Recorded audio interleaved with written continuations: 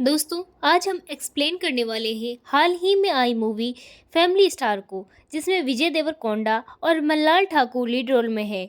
ये मूवी आपको जरूर पसंद आएगी, इसीलिए वीडियो को अभी लाइक कर दीजिए। ऐसी नई मूवी के एक्सप्लेनेशन के लिए हमारे चैनल को अभी सब्सक्राइब कर दें और बेल आइकन प्रेस कर दें। अब चलो कहानी शुरू करते हैं। तो मूवी की शुरुआत में हम देखते हैं इंदु नाम की एक लड़की होती है जिसकी शादी की तैयारियां चल रही है, पर वह काफ़ी उदास थी।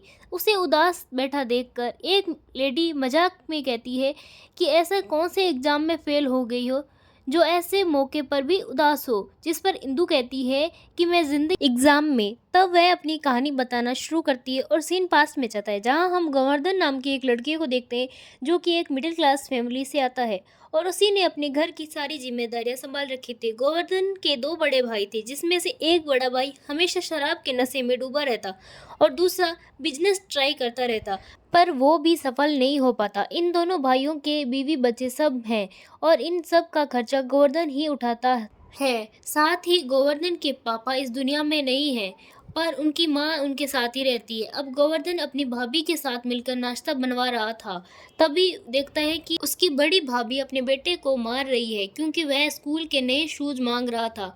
तब गोवर्धन उससे बचाता है और शाम को नए शूज लाने का वादा करता है। फिर गोवर्धन भाभी से पूछता है कि भैया कब आए, तो वह कहती है कि भैया कब आते हैं और कब जाते हैं कोई टाइमिंग नहीं है, वह तो बस नशे में धुत रहते हैं। फिर गोवर्धन का दूसरा बड़ा उससे अपने नए बिजनेस के बारे में बताता है और कहता है कुछ पैसे भी चाहिए, जिसके लिए गोवर्धन कहता है कि मैं 2 दिन में दे दूंगा। इसके बाद गोवर्धन अपने ऑफिस के लिए निकल जाता है, लेकिन उससे पहले वह अपनी माँ को डांट लगाता है। वह कभी वॉक नहीं करती और न ही अपना ख्याल रखती, जिसे देखकर हमें पता चलता है कि गोवर्धन अपने परिवार के हर मेंबर से कितना ज़्यादा प्यार करता है। फिर गोवर्धन की माँ उसे काला टीका लगाती है और कहती है कि जल्दी से शादी कर लो, जिस पर वह कहता है कि मुझे डर लगता है कि वह कहीं बेकार सी लड़की मेरे जीवन में आ गई तो उनके पूरे परिवार को उजाड़ देगी। मेरे इस पूरे परिवार का क्या होगा, इसलिए मैं शादी नहीं करने वाला। फिर गोवर्धन अपने ऑफिस के लिए निकल जाता है और रास्ते में 30 रुपये का पेट्रोल भरवाता है, क्योंकि वह छोटी छोटी सेविंग से ये अपने पूरी परिवार को संभालता है। इसके बाद वह ऑफिस पहुंचता है, जहां हमें पता चलता है कि गोवर्धन सिविल इंजीनियर है और वह कलेक्शन कंपनी में काम करता है, जहां वह आज अपना नया डिज़ाइन सबके सामने पेश करता है और उसके बॉस गोवर्धन की खूब तारीफ करते हैं। फिर गोवर्धन जब अपने काम कर रहा होता है, तभी उसके पास एक लड़की आती है और उसे उनकी बातों से हमें समझ आता है कि ये लड़की गोवर्धन को कई बार प्रपोज कर चुकी है, लेकिन गोवर्धन उसे बार बार मना करता है क्योंकि उसे पता है कि यह लड़की उसका घर तोड़ सकती है। फिर रात को गोवर्धन जब ठेके से अपने भाई को लेने जाता है, तो वह उसके साथ जाने से मना कर देता है, यानी कि दोनों भाइयों की बनती नहीं। अब ऐसा क्यों, वह हमें आगे पता चलेगा। अब हम देखते हैं कि एक गुंडा गोवर्धन के अंकल को धमका रहा होता है क्योंकि वह उनकी ज़मीन लेना चाहता है, पर गोवर्धन को सेटलमेंट के लिए बुलाया गया था।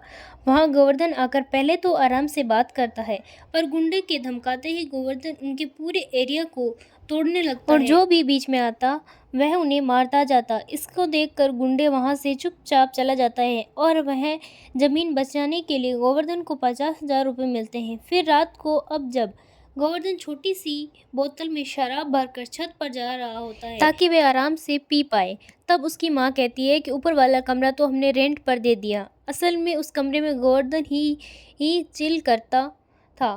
तब उसकी माँ पर वह गुस्सा करता है कि ऐसा क्यों किया। फिर वह कहता है कि मैं अब इस किराएदार को घर से निकाल दूंगा। अब वह जैसे ही ऊपर वाले रूम में किराएदार को निकालने जाता है, तो वहाँ देखता है कि बहुत ही सुंदर सी लड़की थी, जिसे वह देखता ही रह जाता। वह लड़की अपना नाम इंदु बताती है और यह गोवर्धन से काफ़ी सारी बातें करती है कि मैंने सुना है कि आपके बारे में कि आप अपने पूरे परिवार को संभालते हैं। अब अपनी तारीफ सुनकर गोवर्धन उसे कमरे से ये पड़ा सामान लेकर चुपचाप चला जाता है। उसके बाद गोवर्धन सीधे अपने एक दोस्त के पास जाता है और उसे बताता है कि इस किराएदार को मैं ही वह लेकर आया था, क्योंकि वह इसी कॉलोनी में रूम चाहती थी। फिर सीन फ्लैशबैक में जाता है।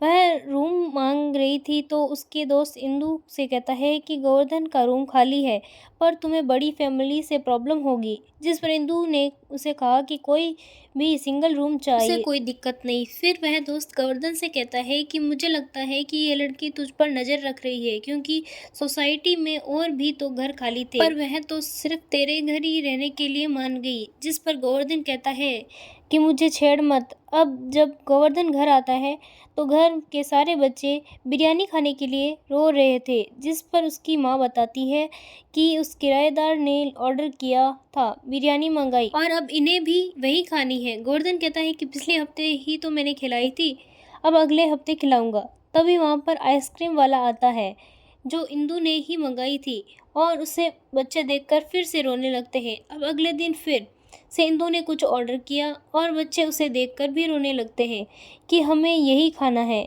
जिस पर वह इंदु से जाकर कहता है कि जो भी खाना है घर से बाहर खाओ, यहाँ बच्चों के सामने मत लाया करो। जिस पर इंदु कहती है कि ठीक है, मैं अगली बार बच्चों के लिए भी मंगवा लूंगी। यह सुनते ही गोवर्धन भड़क जाता है कि नहीं, बच्चों के लिए मैं खुद मंगवा दूंगा। तभी इंदु कहती है कि क्या तुम्हारे यहाँ आयरन होगी, मुझे ड्रेस प्रेस करनी है। जिस पर गोवर्धन उसे आयरन लाकर देता है और इंदु को आयरन करनी नहीं आती, इसीलिए गोवर्धन उसके टॉप आयरन कर देता है। यह देखकर इंदु काफ़ी इम्प्रेस होती है कि इसे तो सब आता है। अब जब गोवर्धन अपनी जॉब पर होता है तब उसके दोस्त का फ़ोन आता है कि तेरा भाई आजकल से ठेके पर पड़ा है और वहाँ बिना दारू पिए नहीं जाएगा। तब गोवर्धन शराब वाले से कहता है कि उसे जो चाहिए दे दो। जिस पर शराब वाला कहता है, गोवर्धन के भाई की बेइज्जती कर देता है और गोवर्धन उसे उल्टा गालियाँ सुनाता है कि वह मेरा भाई है, उसे कुछ कहा तो जुबान खींच लूँगा। फिर शाम को गोवर्धन अपने बॉस के साथ एक नेक लेड से मिलने मॉल जाता है, जहाँ वह देखता है कि उसकी पूरी फैमिली इंदु के साथ पार्टी करने आई है। तब गोवर्धन अपनी माँ को कॉल लगाता है, तब उसकी माँ कॉल ही काट देती है। उसके बाद रात को गोवर्धन जल्दी घर पहुँच कर उन सब का इंतज़ार करने लगता है और जैसे ही सब आते हैं उसे देखकर सब चुपचाप घर में चले जाते हैं। तब इंदु कहती है कि वह अकेले थी, तब उन्हें अपने साथ डिनर पर ले गई और उन्हें बाहर जाकर काफ़ी अच्छा भी लगा। कभी कभी तुम भी इन्हें बाहर लेके जाया करो। इसके बाद वह घर पर जाकर सबकी क्लास लगा लेता है कि तुम सब गए तो गए, लेकिन तमीज़ से तो रहते। बाहर की कोई लड़की मुझसे कह रही थी मुझे तुम्हें बाहर लेकर जाना चाहिए। साथ ही वह कहती है कि अब उसे लड़की से ज़्यादा दोस्ती ना बढ़ाओ, तुम्हें कोई बाहर का आए, मुझे ये परिवार में शामिल होता हुआ नहीं देखना चाहता। इसके लिए वह सबसे प्रॉमिस करवाता है कि अब उस लड़की से ज़्यादा बात नहीं करेंगे। फिर जैसे वह मुंह मुड़ता है तो देखता है कि ये इंदु वहीं पर खड़ी सुन रही थी, जो गोवर्धन को देखती ही गुस्सा में होकर चली जाती है। अब गोवर्धन सोचने लगता है कि शायद उसने कुछ ज़्यादा ही कह दिया, इसीलिए वह अगले दिन सुबह मनाने जाता है और इंदु उसे जरा भी भाव नहीं देती। फिर गोवर्धन उसे बार बार मनाता है पर वह नहीं मानती। इसके बाद वह एक दिन उसे अकेले देखकर वह कहता है कि गलती तुम्हारी ही है, मेरी बातें तुम्हें नहीं सुननी चाहिए थी। और फिर वह अपनी बात के लिए सॉरी बोलता है और इंदु मान जाती है। फिर इंदु उसे अपने कॉलेज और इंदु मान जाती है। फिर इंदु अपनी कॉलेज छोड़ने के लिए कहती है कि मैं लेट हो रही हूँ। जिस पर गोवर्धन कहता है कि यह तो नहीं हो पाएगा क्योंकि 40 किलोमीटर दूर है, इसके लिए तेल ज़्यादा लगेगा।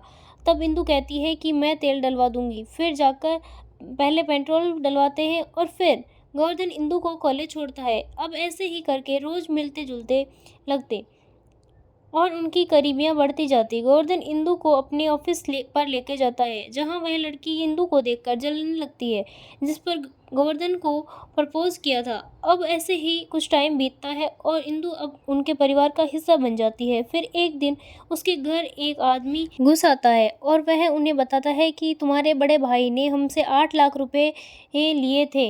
इसके लिए वह गोवर्धन की भाभी से कहता है कि या तो पैसे लौटा दो या तुम मेरे कमरे में आ जाओ। यह कहकर वह चला जाता है। अगले सीन में गोवर्धन अपनी पूरी फैमिली को लेकर उसी गुंडे के अड्डे पर पहुंच जाता है कि आदमियों को बड़ी बुरी तरीके से मारता है और फिर वह आदमी को कहता है कि आज के बाद मेरे घर भी नज़र मत आना, वरना मैं तुम्हें छोड़ूंगा नहीं। और वह आदमी चुपचाप इसके लिए मान जाता है।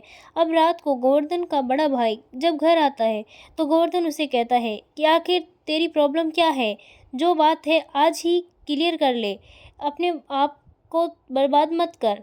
यह सुनकर उसका बड़ा भाई उसे चांटा लगा देता है और यह देखकर सब लोगों के होश उड़ जाते हैं। इसके बाद इंदु गोवर्धन की माँ से पूछती है कि बड़े भैया गोवर्धन इतना नाराज क्यों है। जिसके बाद कहानी फ्लैशबैक में जाती है, जहाँ गोवर्धन का बड़ा भाई अपनी यूपीएससी का इंटरव्यू देकर आया था, पर वह कहता है कि इस बार इंटरव्यू अच्छा नहीं हुआ, अगली बार पक्का सिलेक्शन हो जाएगा। जिस पर गोवर्धन भड़क जाता है कि तुम 3 बार इंटरव्यू में लौट आए हो, ऐसा कब तक चलेगा। उससे मुंह से गुस्से में काफ़ी कुछ निकल जाता है कि अपनी जिम्मेदारियां खुद उठाओ, मैं कब तक संभालूंगा। इसके बाद वह गोवर्धन का बड़ा भाई शराब की लत लग जाता है। फिर गोवर्धन की माँ कहती है कि आज तक गोवर्धन इसी गिल्ट में है कि वह उसकी वजह से बड़ा भाई शराबी बन गया है। ना तो वह उस दिन से कुछ कहता और ना ही ये शराब उठाता। जो ये सुनकर इंदु भी उदास हो जाती है। फिर जब अगली सुबह इंदु देखती है तो बाहर गोवर्धन उदास बैठा था और वह उससे पूछती है कि बड़े भैया से थप्पड़ खाकर बुरा लगा क्या। जिस पर कहता है कि नहीं, मैं खुश हूँ कि कितने सालों बाद उन्होंने मेरी तरफ देखा। फिर वह बताता है कि भैया सिविल सर्विस की तैयारी में 3 बार टॉप रह चुके हैं, पर इंटरव्यू में किसी कारण से क्रैक नहीं होता। तब इंदु कहती है कि 8 लाख रुपए देती है कि जाओ उससे सबसे पहले उस आदमी के लौटा दो कि वहीं फिर से घर ना आ जाए। जब गोवर्धन लेने से मना कर देता है कि मैं इतनी जल्दी पैसा नहीं लौटा पाऊँगा। जिस पर इंदु पैसे वहीं छोड़कर कहती है कि तुम्हारी जिम्मेदारियां भी तो किसी को संभालनी होगी। और यह बात सुनकर गोवर्धन खुश हो जाता है। तब इंदु को खींचकर साइड में लेता है और पूछता है कि क्या तुम मुझे संभाल पाओगी? मेरे ऊपर मेरे परिवार की जिम्मेदारियां हैं। जिस पर इंदु कहती है कि हाँ, मैं संभाल लूँगी। वह उसे किस कर के चली जाती है। अब उसके बाद इंदु का कॉलेज से घर आने के समय होता है। तब वह गोवर्धन अपने दोस्त के साथ उसे प्रपोज करने की तैयारी करने लगता है। उसके बाद एक आदमी आकर इंदु की बुक देता है। उसकी बुक में प्रिंट होता है कि पहले तो गोवर्धन को यह बुक नॉर्मल लगती है, पर जब वह पढ़ता है तो पता चलता है कि यह बुक तो गोवर्धन और उसके परिवार पर लिखी गई है।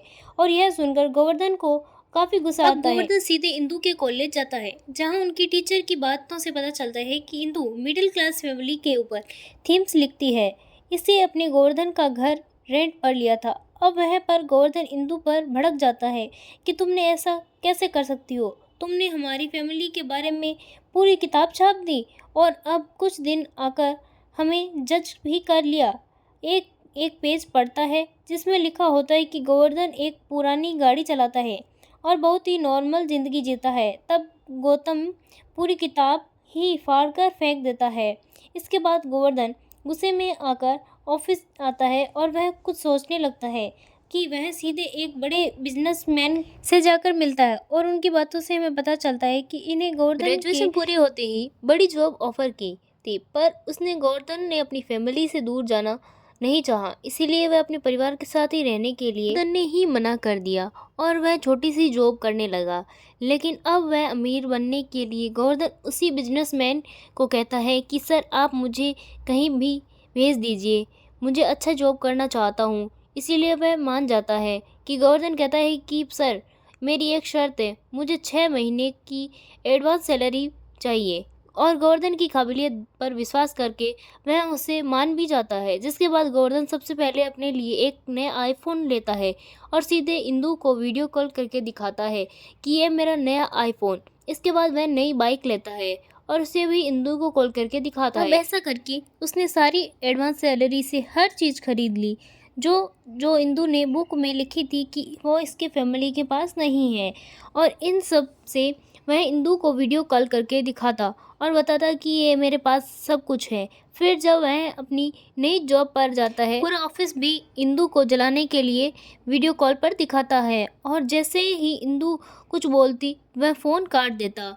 जिस पर अपने बॉस के लिए कैबिन में आता है तो वहाँ बैठी इंदु को देखकर वह चौंक जाता है। हालांकि वह कुछ ज़्यादा रिएक्ट नहीं करता। फिर जब बॉस आते हैं तो वह बताते हैं कि यह इंदु मेरी बेटी है और इस कंपनी की सीईओ भी है।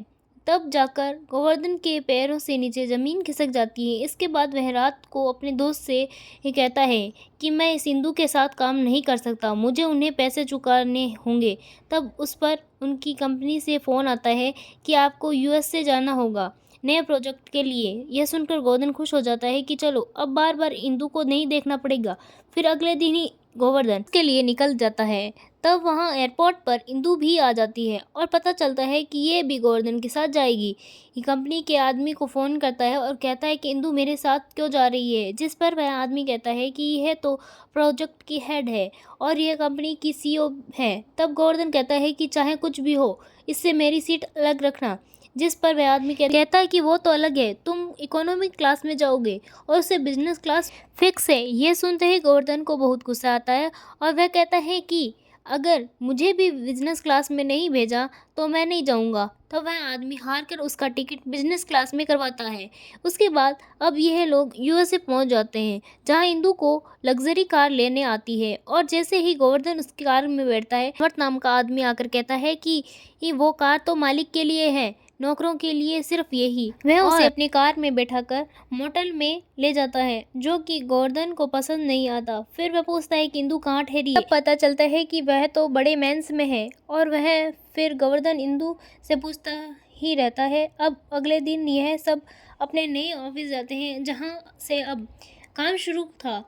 तो वहाँ जाते ही गोवर्धन नहाने चला जाता है और पूछने पर बताता है कि उस माउंट में बाथरूम बहुत गंदा था, इसीलिए वह अब यही नहाएगा। फिर अगले दिन ये लोग अपने ऑफिस वापस आते हैं तो यहाँ गोवर्धन सो रहा होता है और कहता है कि वहाँ माउंट में मुझे नींद नहीं आती, जिस पर देखकर इंदू को बहुत गुस्सा आता है, पर वह कुछ कहती नहीं। अब ऐसे करके कुछ दिन बीत जाते हैं और यह लोग अपने अपने काम में बिजी हो जाते हैं, जहाँ गोवर्धन को सब हासिल करने के लिए लगता है जो जो इंदू को मिलता रहा। फिर वह देखता है कि गोवर्धन ने सारंगियों को भी अपने जैसा बना दिया है, जिस पर समर्थ इंदू से कहता है कि इसका कुछ तो करना पड़ेगा, वरना ये ऑफिस को ही मछली बाजार बना देगा। इसके बाद हार कर इंदू गोवर्धन को कहने लगती है कि मैंसन में ही परिश्रम दे देती है। अब तो कुछ दिन बाद उनकी कंपनी की बहुत बड़ी प्रोजेक्ट होती है, तब जहां गोवर्धन को इनके नए प्रोजेक्ट के बारे में लोगों को समझाना था।